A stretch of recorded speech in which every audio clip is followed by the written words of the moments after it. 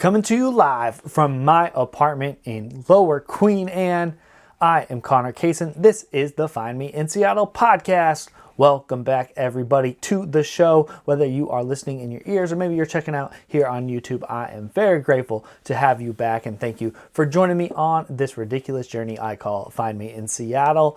So let's jump into the first segment of the show, and the primary topic that I want to speak about today was Esquire magazine published an article, and it was the top 100 restaurants America can't afford to lose. And in Seattle, we had 3 restaurants that made that list. So obviously this article is inspired by the COVID-19. All of these restaurants are really struggling, all shutting down. But restaurants, as I believe, are some of the heart and soul of our communities. No matter what city you're listening from and what city you live in, they are places for us to gather, to hang out, socialize. So many positive moments and relationships are built in these brick and mortar establishments, and we really can't afford to lose them. And when we get past the COVID-19 pandemic, I think restaurants and these local businesses are going to be a foundational pillar of how we're going to grow our society back, how we're going to socialize again and hang out. And so this was a list that they put together. I didn't really go too in depth for the other cities because that wasn't relevant to what we were talking about here. But first I want to talk about the 3 businesses that are mentioned here in the article. And then I put it out to you, the audience, this morning about what are the restaurants that you couldn't live without here in Seattle if they went out of business. So I'm going to share some of those answers, and I'll share some of the answers that are special to me. So the first one, I think, is the obvious one. If I asked this to anybody, even though I didn't get this answer from any of my responses, I think this is the restaurant that a lot of people would say, and that is Canlis. Fine dining restaurant in Seattle, Washington. It is kind of the finest of the fine dining here in the area. The Canlis family has owned it since the 1950s, and it's what everyone knows for Seattle fine dining. I actually have never eaten at Canlis. I haven't had the wherewithal to pay for a meal like that, and obviously this year is a little different. And I know I've shouted them out before because the way they have been able to innovate this year is extremely impressive. And the things that they have tried, you have to really admire as an entrepreneur or a business owner, because doing a drive-in movie, creating a community college, doing a crab shack, now they have these outdoor yurts that they're doing, is just all impressive feats.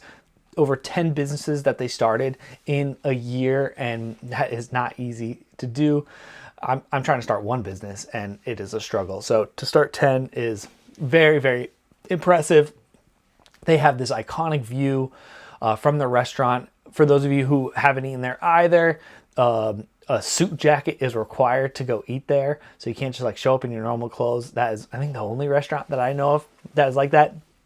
The second restaurant is called Lowell's. It is a very famous restaurant in the heart of Pike Place Market, and I would say not a lot of locals really know about this spot within the list because it is right there in the heart of that tourist destination. But it was really famous for Sleepless in Seattle. There's like this little corner that they dine on. And I got a sandwich there once when I first moved here, but I haven't been there in a long time for the same reason everybody skips it or doesn't go to or doesn't know about it, is because it's in Pike Place Market, and just locals unfortunately don't give Pike Place Market the credit that maybe it is due. And the article did talk about the time to go visit Lowell's is like right at 7 in the morning, and I totally agree with that. To go to Pike Place Market in general, the best time is to go first thing in the morning, like when all the vendors are setting up. The vendors actually meet on the north end of the market, and they do like a roll call and assign everyone their positions, and then they all break out and go and set up.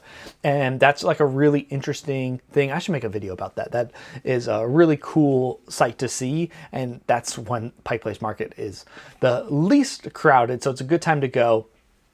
And Lowell's, it is the restaurant of Pike Place Market, so it makes sense that they're on here. The third restaurant is one that I'm actually a little surprised that made it on this list, and it was Shiro's Sushi in Belltown. And Shiro's is named after I guess our most famous sushi chef, Shiro Kashiba, and he is well known for being apprenticed towards Jiro. If you want to check out the movie Jiro Dreams of Sushi, he apprenticed under that chef in Japan, and he opened up this restaurant here in Belltown, Seattle, and it kind of very quickly, not very quickly, it's been open since 1994, but especially now that food is so hipster and so popular, they have really grown into this staple of sushi. It's like the high-end sushi restaurant within the city. However, why I'm a little surprised that this is on here is Shiro no longer owns that restaurant. Shiro has opened a new restaurant in Pike Place Market called Sushi Kashiba after his last name. And so I actually don't personally have the same affinity, even though it's still named after him. I don't when he left and started the new restaurant, I didn't really keep the restaurant in as high esteem when it switched over. It just kind of seemed a little odd to me that he was leaving that business. And maybe I'm wrong here. Maybe there's more towards the business that I knew, but I was under the impression that he is no longer involved with that business. So I think I discount it a little bit as terms as the restaurants that need to be saved. I would put Sushi Kashiba because it's all about Shiro and the person than necessarily the brick and mortar place. But Canlis, Lowells, and Shiro Sushi were the three that Esquire named that of the top 100 restaurants we couldn't live without. And we can't afford to lose during the pandemic. And so I saw this. Amanda actually got it on my radar. And I wanted to ask you, what are some of the places that you could not live without? And so here are some of the answers that I received via my Instagram poll. Fry Kelly 0903 said Capital Cider.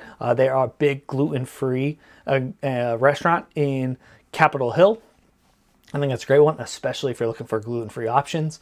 There's Billy Beach. Quickfire Seattle said Billy Beach. Pho Bach, I definitely agree with Pho Bach. Corvus & Co., Mike's Noodle House, and Rocco's. There is Machiavelli Restaurante. There was two for Machiavelli. I've never eaten at Machiavelli, actually.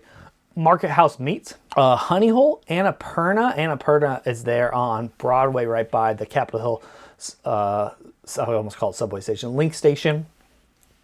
Sweet Nothings and More said, quite frankly, most of the Mexican restaurants. They also said Heirloom and Stateside. Hey Haji said Bongos, that's up in Green Lake. The David Brunner said BB's Teriyaki. This is, I think, Zuzuzu said Katsu Burger. I think they're a chain too, but you can find Katsu Burger in Ballard, Capitol Hill, and maybe there's one more.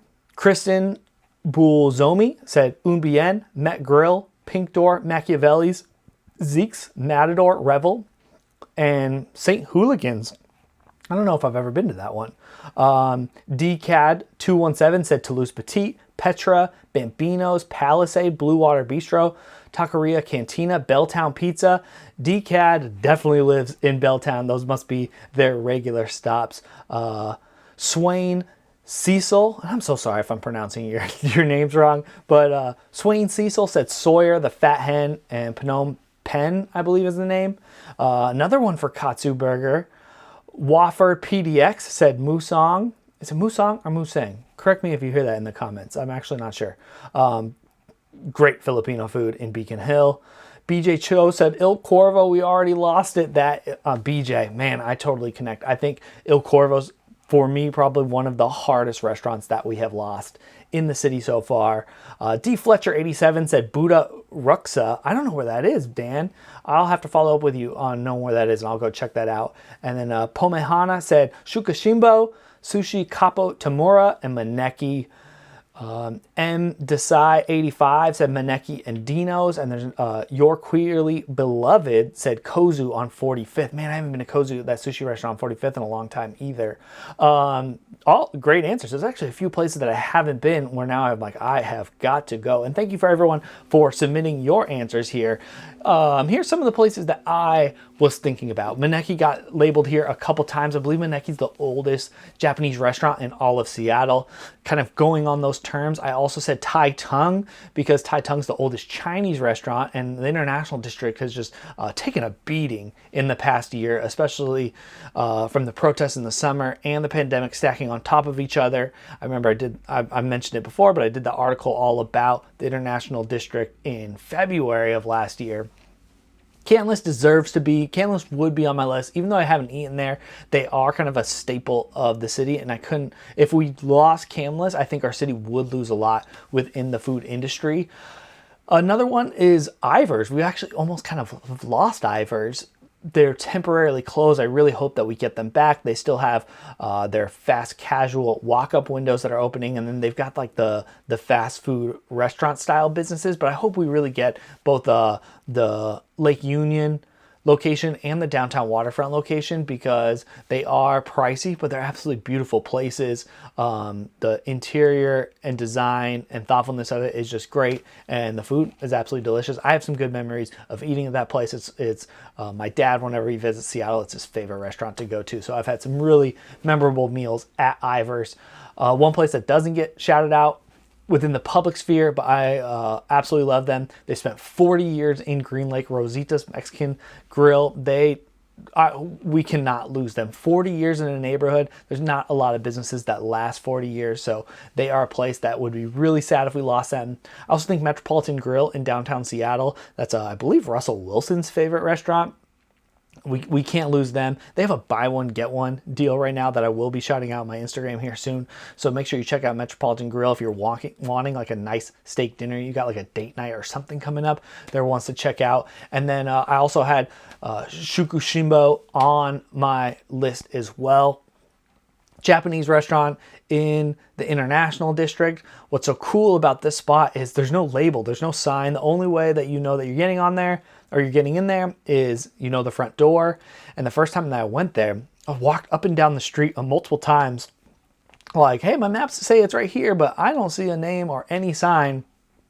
What there was is they have like the health standard rating at the bottom corner of the window. And I was like, all right, this place has a health rating and a front door. It must be the spot. I got to go in. You open the door and you're like, whoa, there's like this tiny little Japanese restaurant with a sushi bar happening right there, and had a fantastic experience. I hope they're doing well. It's not maybe a business that I should be thinking about more as far as to go. But all these places do have deep roots and deep histories and really strong fan bases here in Seattle. So I think everyone on this list is going to survive. I know Maneki has been treading water this year, and so that's a business that has gotten a little bit of support from the community reaching out saying, hey, we got to keep this place afloat. But it does feel like every week we are seeing another Kickstarter or fundraiser for these local businesses, which we can talk about another time. Those are the Seattle restaurants that we cannot afford to lose. Those are the ones that are personally, it sounds like, connected with all of you